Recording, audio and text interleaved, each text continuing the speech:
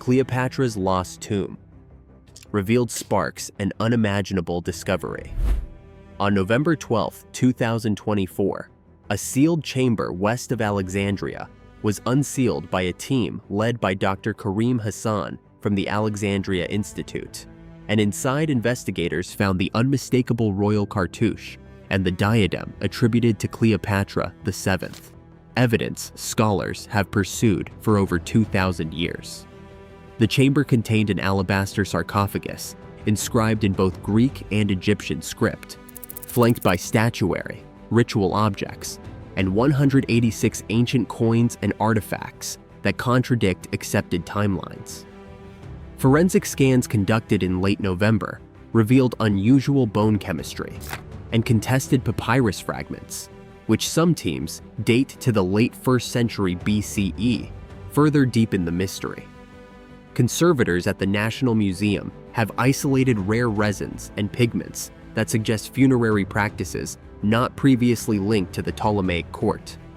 Some academics now argue the skeletal remains do not match the queen's expected age or status, while other specialists insist the cartouche and grave goods are conclusive. Political pressure is building, with calls to authenticate, and counterclaims that evidence may be suppressed for national or diplomatic reasons. Chamber B's stone walls may contain DNA, trade records, and inscriptions capable of rewriting the end of the Ptolemaic dynasty, altering our understanding of Rome's final years in Egypt.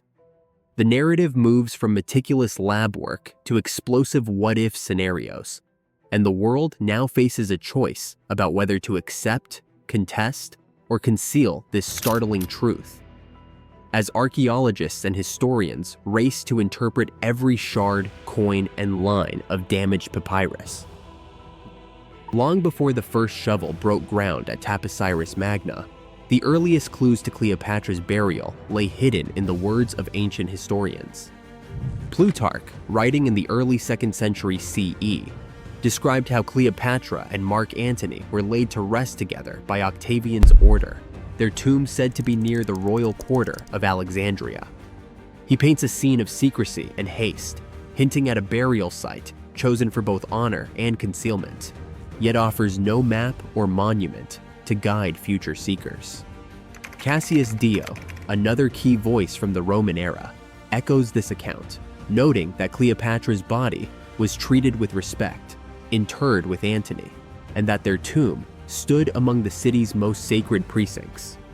Both writers, separated from the events by nearly a century, rely on sources now lost, leaving their testimony open to interpretation and debate. Later chroniclers added layers of legend, describing lavish funerary rites, golden sarcophagi, and temples to Isis, yet none could confirm the tomb's precise location. These accounts fueled centuries of speculation, inspiring everything from Renaissance paintings to 19th century travelogues, each layering myth over fragmentary fact. The language of the sources, sometimes precise, often poetic, offers tantalizing details: a mausoleum by the sea, a chamber filled with treasures, a queen determined to control her legacy, even in death. Yet every passage is shadowed by gaps and ambiguities, from the fate of the tomb after Alexandria's earthquakes to the possibility of later desecration or deliberate erasure by Rome. Modern historians sift these texts for clues, weighing the reliability of each phrase against archaeological absence and the persistent silence of the sands. The result is a foundation of uncertainty, a lost tomb described in voices both authoritative and elusive, setting the stage for every modern search and shaping the very questions that drive today's excavations. Decades of excavation and scientific innovation have failed to yield Cleopatra's tomb, and this documentary will trace every major lead, every artifact, and every unanswered question that keeps the search alive. Start with French underwater archaeologist Franck Goddio and the European Institute for Underwater Archaeology, who after studying the 365 CET tsunami, spent years mapping Alexandria's submerged royal quarter, uncovering columns, statues, and coins, but no royal mausoleum. Move inland to Colm el Dika, where teams from the Supreme Council of Antiquities and the Polish Center of Mediterranean Archaeology worked from 2000 to 2008, revealing theaters, bathhouses, and mosaics, but not a single royal burial. Then follow Dr. Kathleen Martinez at Taposiris Magna, beginning in 2005. Working under Egyptian Ministry of Antiquities permits over more than 20 field seasons, finding coins stamped with Cleopatra's profile, statues of Isis, and intricately sealed catacombs, yet no sarcophagus and no funerary chamber. Highlight the 2022 discovery of a 1,300-meter tunnel carved into bedrock beneath the temple that led toward the ancient seaport, which yielded ritual objects and fragments, but not the queen. Include Bob Ballard's underwater surveys in 2024 that mapped the submerged port and recovered amphorae and anchors datable to Cleopatra's reign. Present the competing theories, including Professor Sitta von Rieden's argument for a burial under Alexandria's drowned palace and the claim that Taposiris Magna holds the answer. Emphasize the high-tech tools used, ground-penetrating radar and underwater robotics, and keep the narrative suspenseful, because each new lead raises hopes and then fades, leaving archaeologists poised for a possible breakthrough in a mystery 2,000 years in the making. Who is the primary audience for this video, and what is the main goal? Is it to inform about what the video covered, or to explore what-if scenarios? Are there any key facts, details, or theories you definitely want covered or emphasized in the video? What is the tone and intent behind your chosen format? Mysterious and dramatic, educational but intriguing, or speculative but grounded in facts? Are there any additional relevant questions to consider, such as conflicting interpretations, needed historical context, unexplained anomalies, or potential implications for our understanding of ancient Egypt? Under the harsh glare of portable work lights, the registrar's log for Chamber B filled quickly as the team cataloged each object in sequence, and the narrative for the video should open with that close, methodical scene to set the tone. The alabaster sarcophagus dominated the chamber, its surface painted with a faded royal uraeus, measuring 2.1 meters long and 0.7 meters wide, the lid still sealed with resin and the join unbroken since antiquity, a sealed, undisturbed context that demands attention. Beside the head end sat the faint impression of a gold-inlaid diadem carrying the Greek inscription, Cleopatra, recorded in the first photographic survey, and the chamber's floor plan, mapped at 5.8 by 3.2 meters, revealed plan geometry, the sarcophagus oriented east-west, flanked by two narrow alcoves and a low stone bench. Along the southern wall, a bronze and silver coin hoard had spilled from a shallow niche, stacked in neat clusters and counted by hand, 186 pieces in total, including 12 denarii and 4 tetradrachms, each bearing late Ptolemaic portraits and mint marks dated between 30 BCE and 25 BCE, with dialing patterns and linen traces noted in the registrar's entries. High on the west wall, fragments of lacquered wood hint at a funerary mask, but the primary focus remains the sealed sarcophagus and its immediate context. Every artifact assigned a field number with dimensions and weights, logged for conservation triage.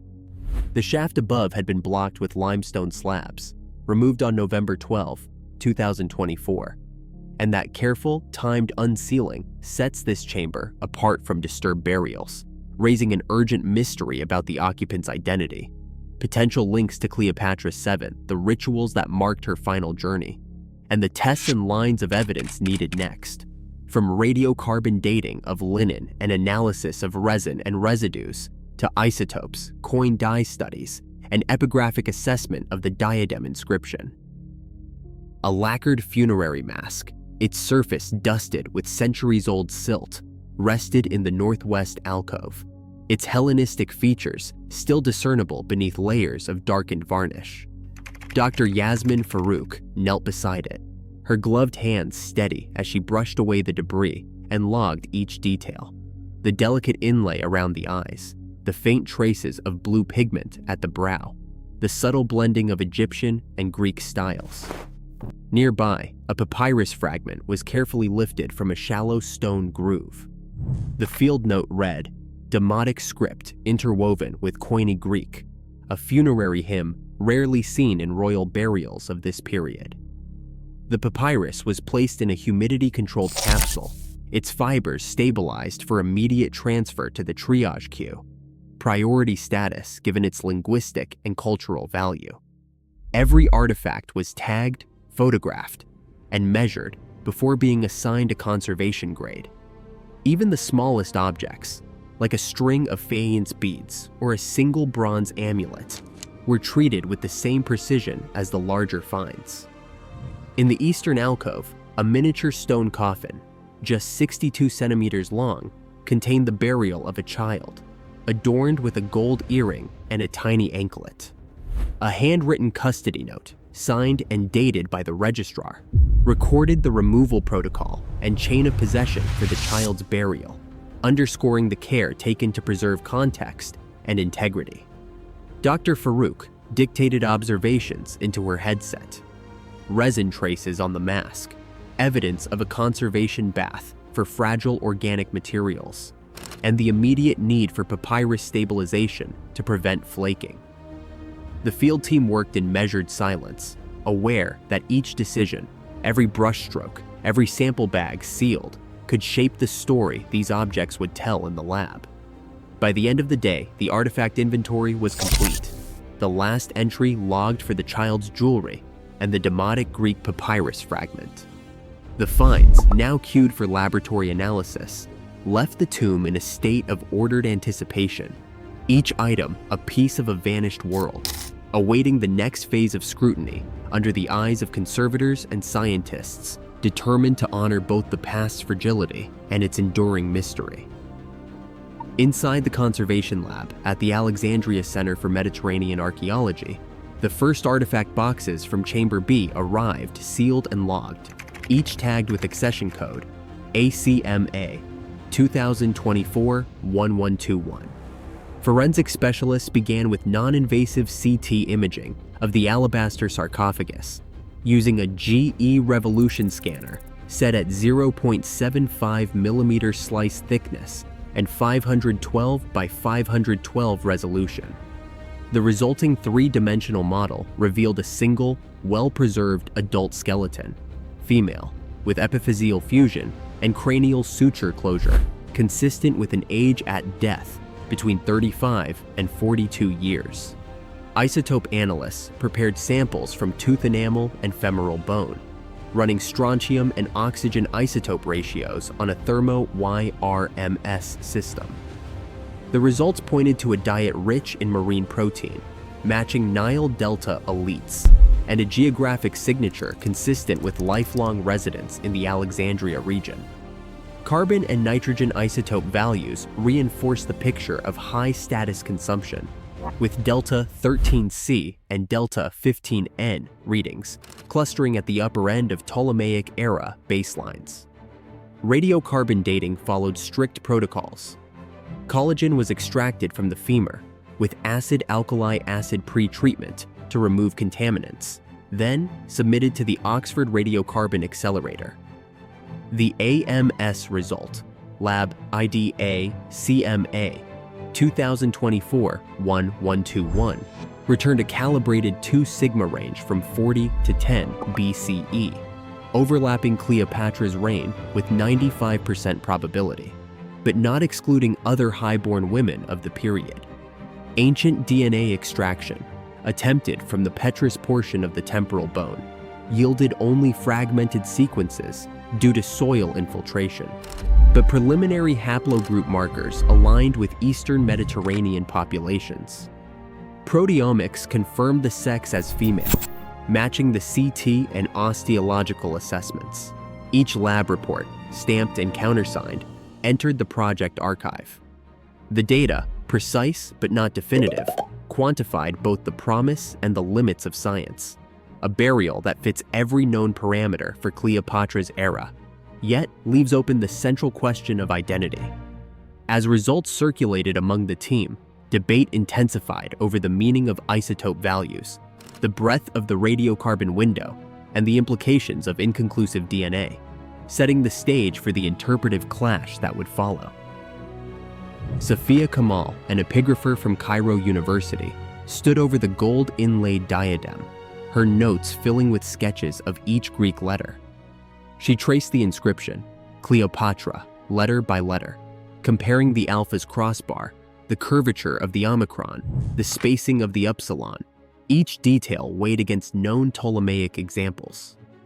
Her preliminary assessment flagged inconsistencies, the epsilon's angular form, the slightly modern tilt of the rho, and a subtle tool mark beneath the omicron, possibly left by a later restorer. While XRF analysis of the alloy and patina was scheduled for the coming weeks, debate over the inscription's authenticity intensified. In the adjoining lab, Dr. Layla Tarek, a papyrologist specializing in late Hellenistic texts, examined the funerary hymn. The papyrus, its fibers stabilized under glass, revealed a rare blend of Demotic and Koine Greek. She pointed out a grammatical construction in the Greek lines that matched temple hymns from the early Roman period, not Cleopatra's reign, and questioned whether the hymn was an intrusive addition or a unique product of royal syncretism. Sophia and Layla, joined by project director Dr. Amina El-Sayed, argued over the implications. If the diadem and papyrus were genuine, they would represent a direct link to Cleopatra's burial. If not, the entire context risked reinterpretation. Pressure mounted as international media demanded answers, and the Ministry of Antiquities pushed for early publication. Custody of the diadem and papyrus became a point of contention, with calls for independent replication of the analyses and a public release of raw data.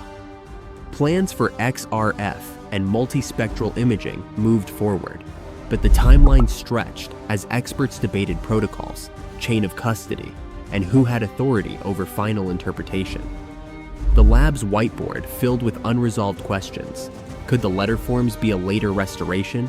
Was the papyrus a reused votive? Would further testing clarify or confuse? With each new finding, the certainty around Cleopatra's tomb seemed to recede, leaving the field at a crossroads, caught between scientific rigor, national pride, and the world's hunger for a definitive answer. Today, Cleopatra's tomb challenges what we thought unchangeable, reminding us that history is always unfinished. As new technologies unlock secrets once lost to the sand, the line between myth and evidence keeps shifting. Each artifact redefines not just the past, but who controls its story. The real shock is not what was hidden, but what we are just now prepared to see.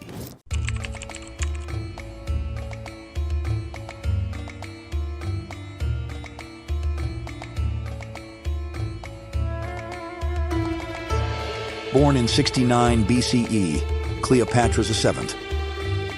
Thea Philopater came into a world of opulence and political intrigue. She was a member of the Ptolemaic dynasty, a Greek ruling family that had held power in Egypt since the time of Alexander the Great. Cleopatra's father, Ptolemy Nauthindaulits, was a ruler who struggled to maintain control over a kingdom that was increasingly under the influence of Rome. From a young age, Cleopatra was thrust into a world where survival depended on wit, strategy, and a deep understanding of the political landscape. Cleopatra's education was unlike that of any other woman of her time. Fluent in multiple languages, including Greek, Egyptian, and Latin, she was a scholar in her own right, with a deep knowledge of philosophy, mathematics, and the sciences. Being that it was her understanding of statecraft and diplomacy that would set her apart from her predecessors. As a young princess, Cleopatra would often accompany her father to the bustling marketplaces of Alexandria, the grandest city in Egypt. With its towering lighthouse, the pharaohs, and the great library of Alexandria, the city was a hub of culture and learning. From the balconies of the royal palace, Cleopatra would gaze out over the bustling harbor, where ships from all over the known world would dock, bringing with them goods, knowledge, and news from distant lands. It was in these moments that Cleopatra began to understand the vastness of her kingdom and the challenges that lay ahead. The royal palace itself was a marvel, filled with servants, advisors, and courtiers. Every hallway was adorned with the finest art, the walls echoing with the footsteps of the powerful. But within this luxurious environment, Cleopatra learned the harsh realities of power. She observed the tensions between Egypt and Rome, the political maneuvering of the court, and the ever-present threat of betrayal. These early experiences shaped her into a ruler who was both cautious and bold, a queen who would do whatever it took to protect her kingdom. In 51 BCE, at the age of 18, Cleopatra ascended to the throne alongside her younger brother, Ptolemy III, as co-rulers of Egypt. The transition of power was anything but smooth. Cleopatra, determined to rule as the true sovereign, soon found herself at odds with Ptolemy III and his advisors. Her brother, though only a child, was manipulated by those who sought to sideline Cleopatra and gain power for themselves. Cleopatra's reign began with internal strife. She quickly realized that to secure her throne, she needed to outmaneuver her enemies. She dismissed the weak advisors and surrounded herself with loyal and capable supporters. Among them were her most trusted servants and confidants, who would play critical roles in her court. These were people who understood the delicate balance of power and could be trusted to carry out her plan with precision. The palace in Alexandria became Cleopatra's stronghold. Its grand halls, filled with columns and intricate mosaics, were where she held court. The queen was often seen moving through the palace, her servants in tow, her presence commanding respect and fear in equal measure. Her beauty was legendary, but it was her sharp mind and decisive actions that truly defined her rule. Despite the opulence of her surroundings, Cleopatra was a queen of the people. She would often disguise herself and walk among the crowds in the marketplaces, listening to the concerns of her subjects. She understood that a ruler who did not know the pulse of her people would soon find herself dethroned. These excursions also allowed her to gauge the mood of her kingdom, which was crucial in a time of such uncertainty. Tensions with Rome were escalating, and Cleopatra knew that her kingdom's survival depended on forging the right alliances. Egypt was the breadbasket of the Mediterranean, its fertile lands vital to Rome's food supply.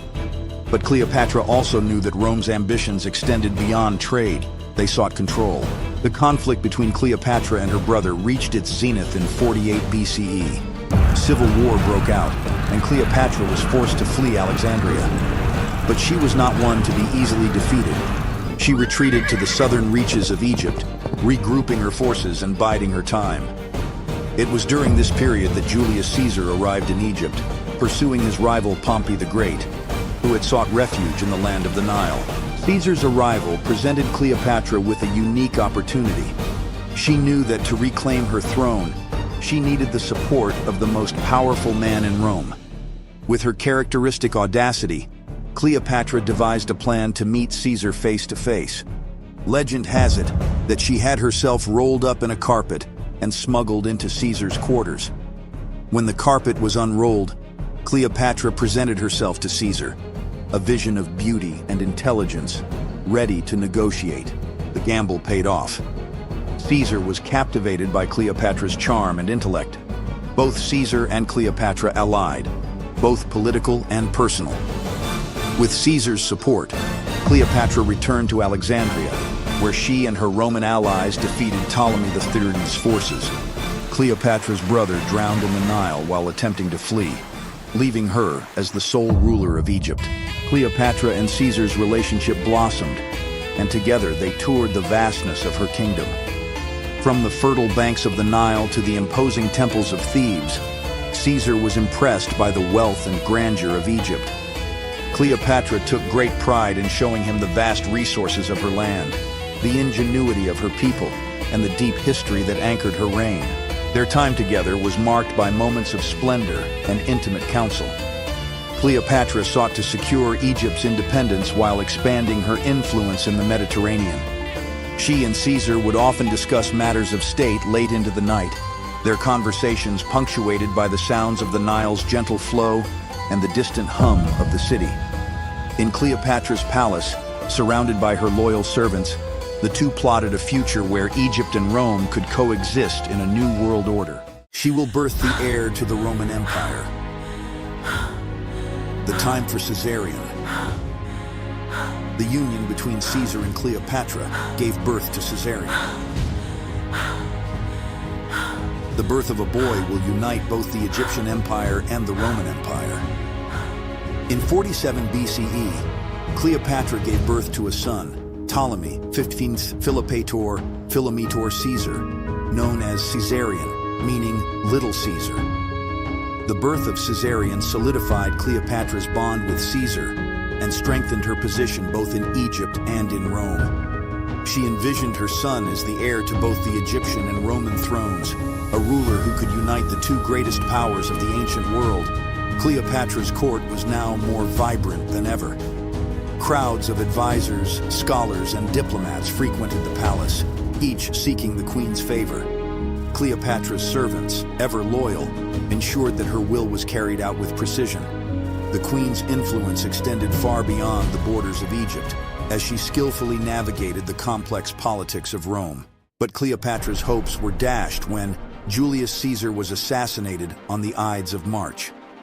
The death of Caesar sent shockwaves through the Roman Empire and left Cleopatra vulnerable.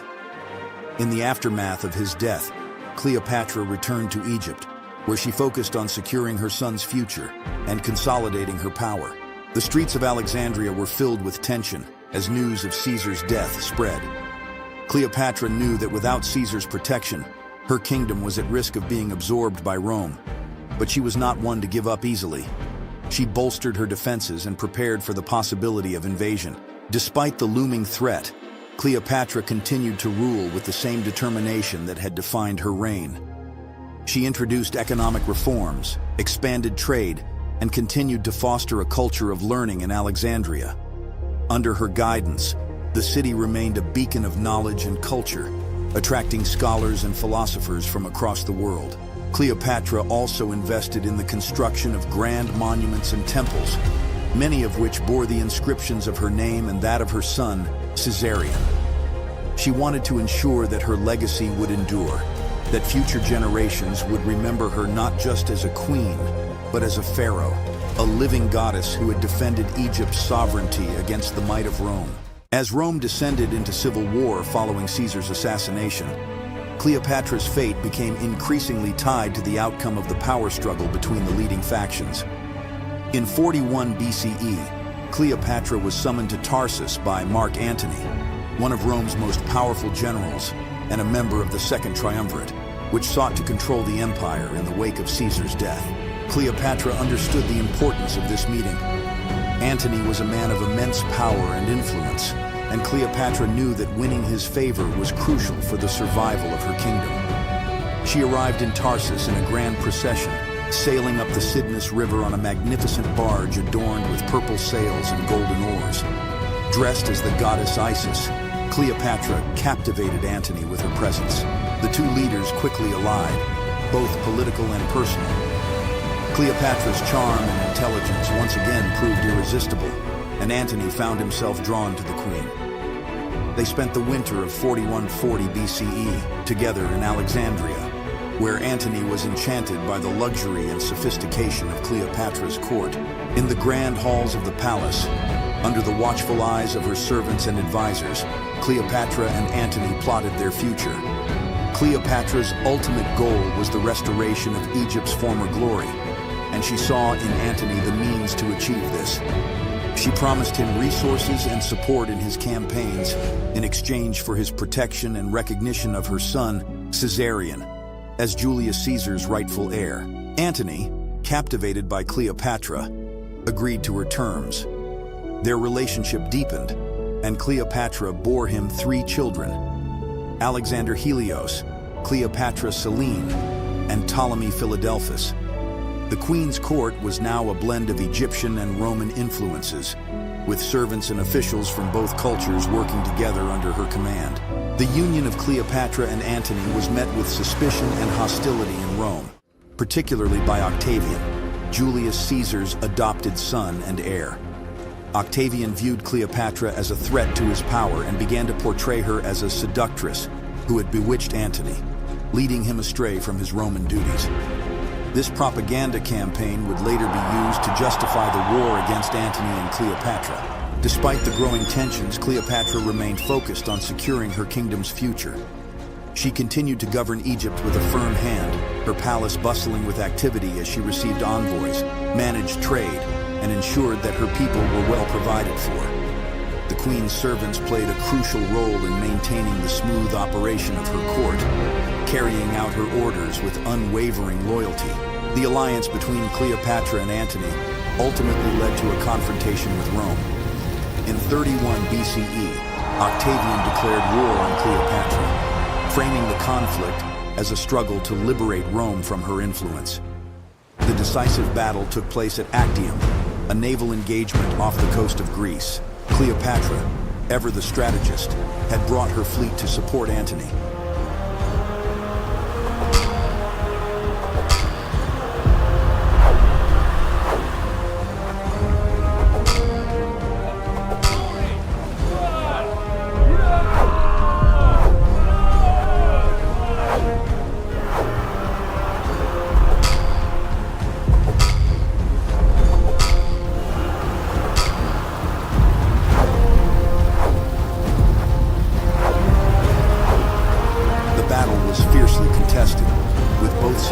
Suffering heavy losses.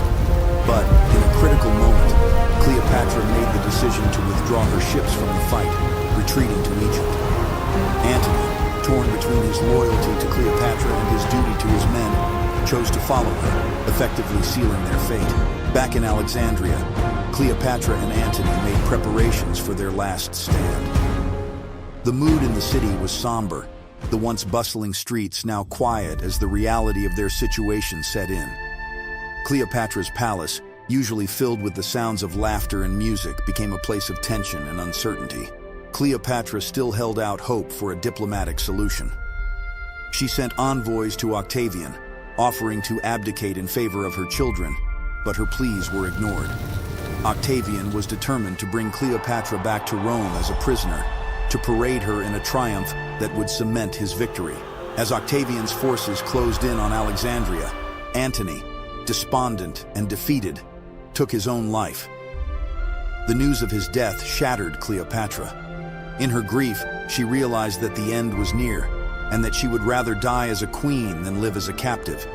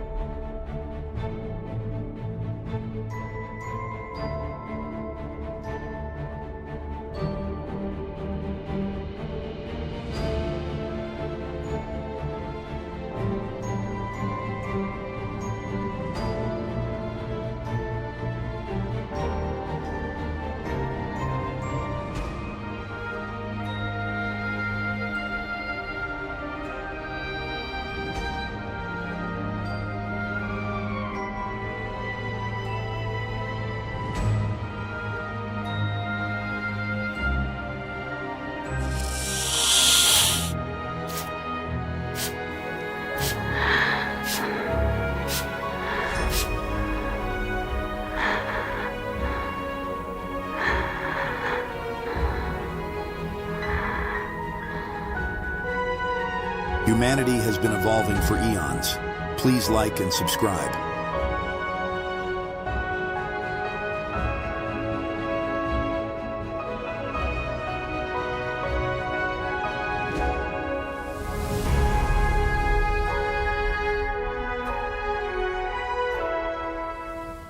What does Cleopatra's legacy mean to you?